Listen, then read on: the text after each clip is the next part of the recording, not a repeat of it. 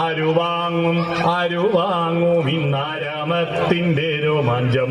അതാണ് നിങ്ങൾ നേരത്തെ വാങ്ങിയത്. ഈ കുട്ടികൾ നടത്തിയ ഒപ്പനയിലെ മെഗാ ഒപ്പന, ആ ഒപ്പനയെ കൺകുളിർക്കെ ഏറ്റുവാങ്ങുകയായിരുന്നു രക്ഷിതാക്കൾ. വട്ടമിട്ടിട്ട് അതിൽ ശ്രദ്ധിച്ചിരുന്നിട്ട് അതിൽ സിനിമാ തിയേറ്ററുകളിലോ ടിവിയിലോ കാണുന്ന ഹൈടെക് സംവിധാനത്തോടു കൂടിയുള്ള ചടുല നൃത്തമൊന്നുമല്ല. പക്ഷെ നമ്മുടെ കൊച്ചു കുഞ്ഞുങ്ങളുടെ നിഷ്കളങ്കമായ ആ പുഷ്പത്തിന്റെ ബ്ലോസമിംഗ് ആയിരുന്നു. കസാൻഡസാക്കിസ് എന്ന് പറയുന്ന ലോക പ്രശസ്തനായിരിക്കുന്ന ഒരു സാഹിത്യകാരന്റെ ഒരു വരി എന്റെ ഹൃദയത്തിൽ തട്ടിയത് ഞാൻ പറയാം. I asked to almond tree, sister please say about God, then the almond tree blossomed എന്നാണ്. മലയാളത്തിൽ ഞാൻ ആൽമോണ്ട് വൃക്ഷത്തോട് ചോദിച്ചു. ആൽമോണ്ട് വൃക്ഷം എന്ന് പറഞ്ഞാൽ നമ്മുടെ കൊന്നമരം പോലുള്ള ഒരു മരമാണ്. ഞാൻ ആൽമോണ്ട് വൃക്ഷത്തോട് ചോദിച്ചു, സോദരി ദൈവത്തെക്കുറിച്ച് നീ എന്നോട് സംസാരിക്കൂ. അപ്പോൾ ആൽമോണ്ട് വൃക്ഷം പുഷ്പിച്ചു. ദൈവം സൗന്ദര്യമായി പുഷ്പമായി നമ്മുടെ മുന്നിലേക്ക് വരികയാണ്. അതാണ് കുട്ടികൾ.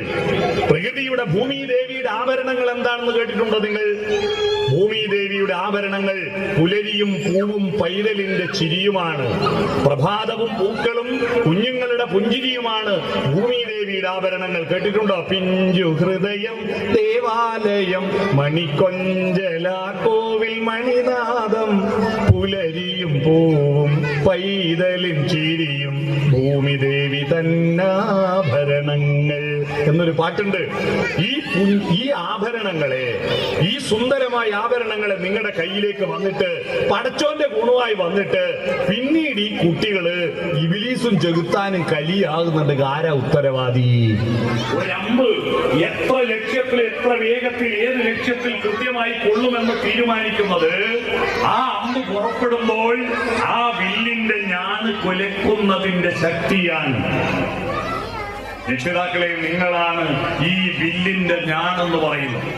അത് കൊലച്ച് എത്ര കൃത്യതയോടും എത്ര ആഴത്തിലും നിങ്ങൾ കുലച്ചു പിടിക്കുന്നുവോ അത്ര കൃത്യതയും വേഗത്തിലും ആയിരിക്കും നമ്മുടെ കുട്ടികൾ മുന്നോട്ട് പോവുക. ഈ കൊലക്കല് അസംബന്ധമാണെങ്കിൽ, അത് കൃത്യമല്ലെങ്കിൽ അമ്പ് പല സ്ഥലത്ത് പോയി വഴിതെറ്റി പലയിടങ്ങളിൽ കൊള്ളുന്നതായിരിക്കും. അതുകൊണ്ട് വിദ്യാഭ്യാസത്തിന്റെ പ്രസക്തി സ്കൂളിലല്ല എന്ന് നിങ്ങൾ മനസ്സിലാക്കണം. സ്കൂളിൽ അധ്യാപകനും വിദ്യാർത്ഥിയും തമ്മിലുള്ള ഏർപ്പാടല്ല വിദ്യാഭ്യാസം ഒരു ത്രിവേണി സംഗമമാണ്. എന്താ ത്രിവേണി? 3 പുഴകൾ ഒരുമിച്ചു ചേരുന്ന സ്ഥലത്തെയാണ് ത്രിവേണി സംഗമം എന്ന് പറയുക. അധ്യാപകനും വിദ്യാർത്ഥിയും രക്ഷിതാവും ചേരുന്ന ഒരു പ്രക്രിയയാണ് വിദ്യാഭ്യാസം.